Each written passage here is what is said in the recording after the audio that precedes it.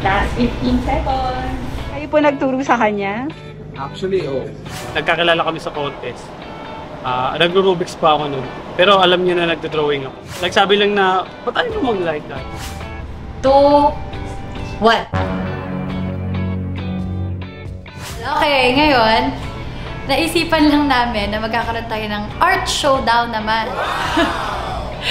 Ida-drawing nila ako and titignan natin kung ano yung magiging resulta ng kanilang art. Laro lang to. This is just for fun, guys.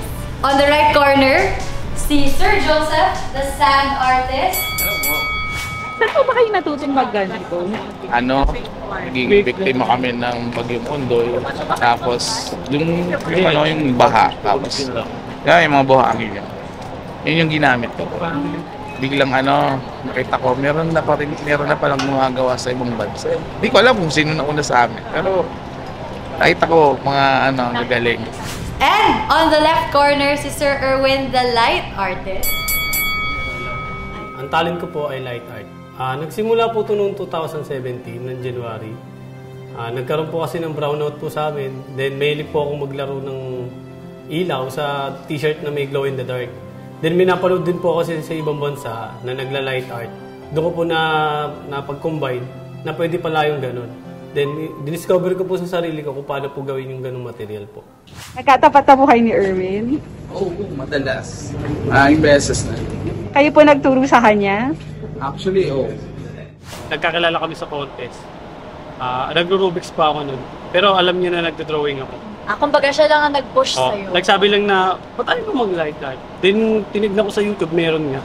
Pero until now, dahil siya yung nag-push sa'yo, nai-inspire ka rin ba niya? Kasi siya artist din siya. Oo, totoo. Kaya nga kanina, pati yung ganun, masaya na po ako kasi yung magaling na sa artist tapos ako drawing kami sa'yo. Yan. So, magkaiba ang kanilang form or way of doing art. Pero ito, chill lang naman to. Obrang kamay na madali lang gamit ang pentel pen. Let's go! Pati ako kinakabahan. Kaya ako ang kinakabahan.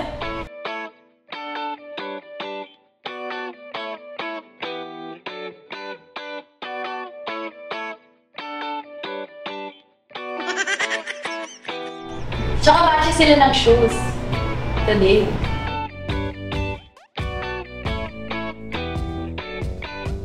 Nag-usap kasi talaga sila.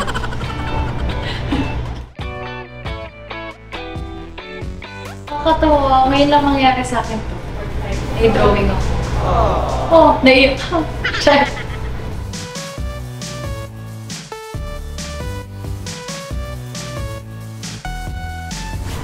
Last 15 seconds.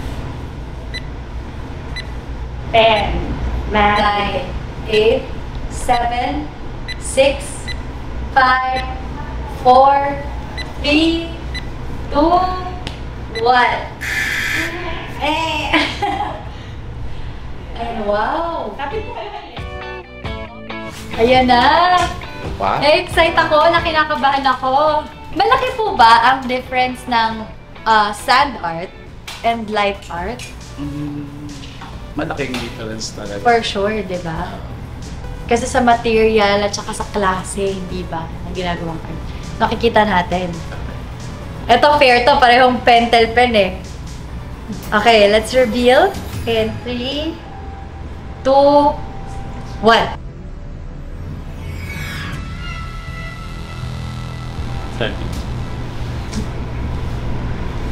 Oh!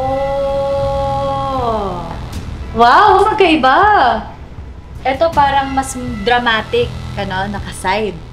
Ito naman buo. Mas pop art. Mas pop yung dating niya. Gusto ko yung dalawa. Magkaiba sila eh. Ang cute! Thank you po! Oh, may souvenir na ako from them. Good luck guys! Thank you! Thank you!